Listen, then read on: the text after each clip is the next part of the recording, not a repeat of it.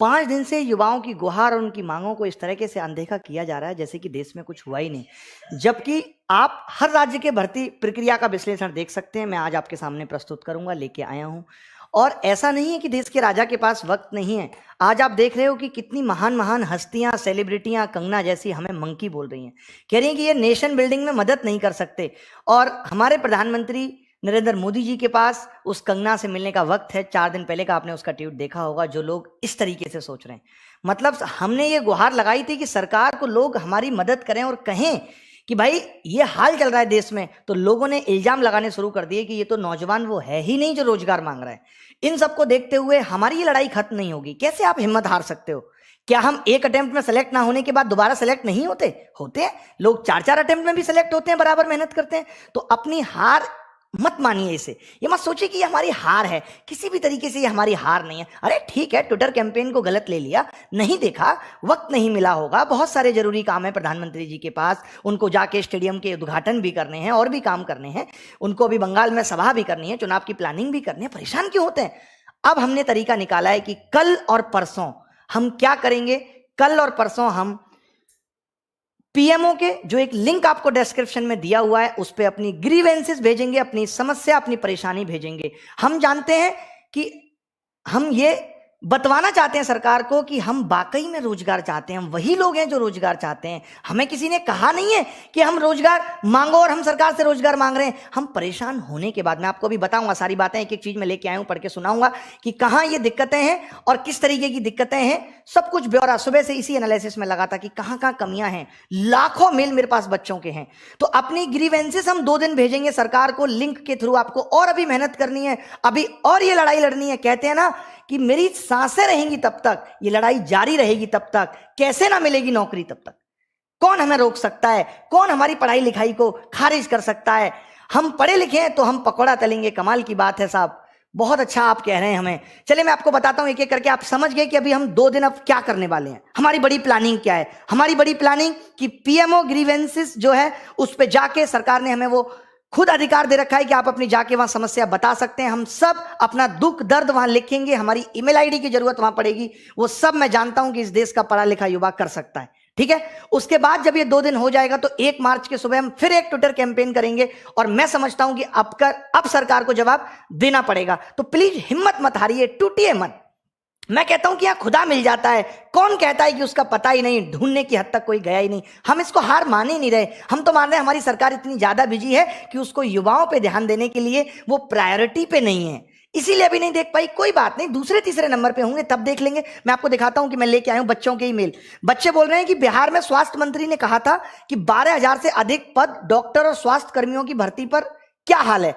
आज करीब 3/4 पद आज भी खाली हैं।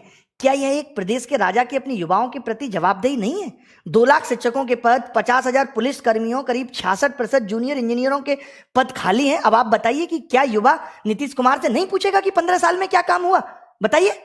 यही हाल राजस्थान का है कि कितनी भर्तियां निकली, कुछ की परीक्षाएं हुई, लेकिन आज ज्यादातर परीक्षाएं आज भी हाई कोर्ट में लंबित है।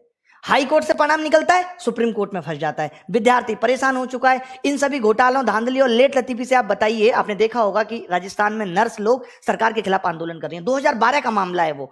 अगर कोई लड़की नौकरी की तैयारी 20 साल की उम्र पर करती है और 2 साल के बाद परीक्षा पास करती है, आज भी भर्ती प्रक्रियाओं की कृपा से 6 साल तक केवल ज्वाइनिंग नहीं दी जा रही उनको। 2 साल में उन्होंने परीक्षा पास कर ली थी, उसके बावजूद भी ज्वाइनिंग नहीं दी जा रही। इस बीच उसकी शादी भी हो जाती है, 2 बार सरकार बदल जाती है, बच्चे भी हो जाते हैं, लेकिन वो बेचारी आज भी बेरोजगार है। यही हाल हजार लाखों मेहनती विद्यार्थियों का है। और कब तक एक पिता अपने बच्चों को इस इंतजार में देखे? हर माँ बाप ये सोचता है कि मेरा बच्चा जल्दी से पढ़ लिख के जाए। आप बताइए, आप जिस घर में भी हैं, जितने भी लोग देख रहे हैं, चाहे वो सरकार के चाहने वाले या नहीं है, क्या आपके घर में आपके माँ बाप ये नहीं सोचते कि आपको नौकरी लग जाए? बताओ, फिर आप क्यों सरकार से शिकायत नहीं कर सकते? क्या सरकार से शिकायत करना गुनाह है? क्या हम हक की लड़ाई नहीं लड़ सकते? आज आपने देखा होगा कि जो लोग अपनी आवाज उठा रहे हैं, इलाहाबाद में, एमपी में, जेल भेज दिया जा रहा है उन लोगों को। मतलब आज अपने हक मांगना भी गुनाह हो गया इस सरकार के अंदर। देश में इतने शिक्षकों की कमी है कि एक शिक्षक 4 शिक्षकों का कार्यभार संभाल रहा है। उत्तर प्रदेश में शिक्षकों की भर्ती निकली तो जरूर 2 साल पहले, परिणाम भी आ चुका है, लेकिन अभी तक ज्वाइनिंग नहीं हुई। मध्य प्रदेश में भी यही हाल है कि ग्रामीण कृषि विस्तार अधिकारी की भर्ती 6 साल बाद आई है। बच्चों ने यह तक बताया कि 1992 के बाद पहली बार इतनी संख्या में भर्ती आई और 6 साल बाद भी उसमें फर्जीवाड़ा, घोटाला और धांधली की वजह से मध्य प्रदेश का युवा सड़कों पर उतर आया। और मामा कहलाने वाले चौहान साहब जी को ये बातें नहीं दिख रही कि 2017 से पुलिस सब इंस्पेक्टर के 25,000 पद रिक्त हैं। होमगार्ड, लेबर इंस्पेक्टर, पटवारी सभी परीक्षाएं 2017 से हुई नहीं है। सोचिए 4 साल हो गए आज। इन्होंने चुनाव 2 बार करा लिए। आप देखते होंगे कि जरा सा भी चुनाव में घोटाला हो जाए, कुछ हो जाए, सरकारें बदल जाती हैं, सरकारें चेंज हो जाती हैं, चुनाव तुरंत हो जाते हैं। आज आपने कभी सुना कि कहीं का एमपी का पद रिक्त है, कहीं एमएलए का पद रिक्त है? आप सुनते होंगे आए दिन कि उपचुनाव हो रहे हैं। उपचुनाव का मतलब है कि अगर कोई विधायक का पद रिक्त हो जाए और फिर सरकार कहती है कि देश में बाबुओं की क्या जरूरत है। अरे जब तुम सब कुछ प्राइवेट कर ही रहे हो तो इतने नेताओं की भी क्या जरूरत है? कम कर दो इनकी भी वैकेंसी।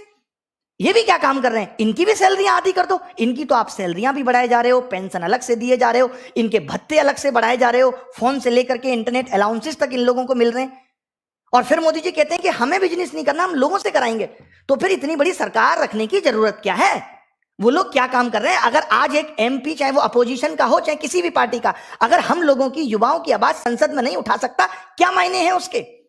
मोदी जी एक सांसद राज्यसभा से विदा लेता है तो मोदी जी की आंखें गीली हो जाती हैं। इतने इमोशनल है मोदी जी। और यहां 5 मिलियन 6 मिलियन ट्वीट युवा करता रहा, अपना दर्द बयां करता रहा और मोदी जी का दिल नहीं पिघला। यह भावनात्मक जुड़ाव है राजा के प्रजा के साथ। कमाल है साहब। सुप्रीम कोर्ट के चीफ जस्टिस बोबड़े जी ने भी कहा था कि प्रश्न पत्र लीक देश की शिक्षा प्रणाली को बर्बाद कर रहा है, खोखला कर रहा है। कर्नाटक के मामले के साथ उन्होंने व्यापम, मध्य प्रदेश के घोटाले के बारे में भी कहा।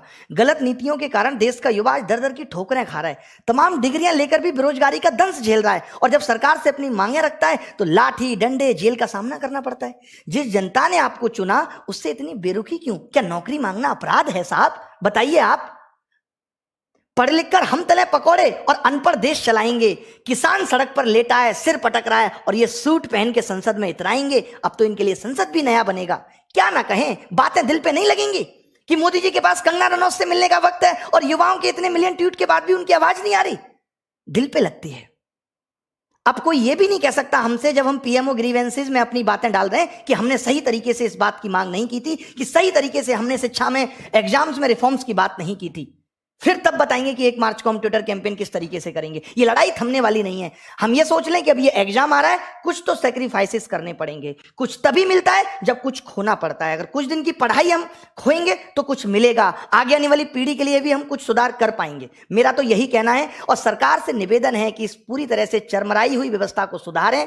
शिक्षित तो करती है पर रोजगार नहीं देती ये व्यवस्था। एक घर को एक लड़का लड़की संभाल सकते हैं पर उनके पास रोजगार नहीं है। तो आप समझ जाइए कितने परिवारों की आस सरकार से लगी हुई है। पर ये अनदेखी उन लाखों परिवार के घर की चिंता की ही नहीं है, उनके घर के चिराग के भविष्य के अंधकार को बढ़ा रही है। ये आज देख रहे होंगे आप, कल मैं एक चैनल पे डेटा देख रहा था कि 11,200 लड़कों ने अभी रिसेंटली पिछले कुछ महीनों में सुसाइड किया है। सोचिए, पूरे देश को युवाओं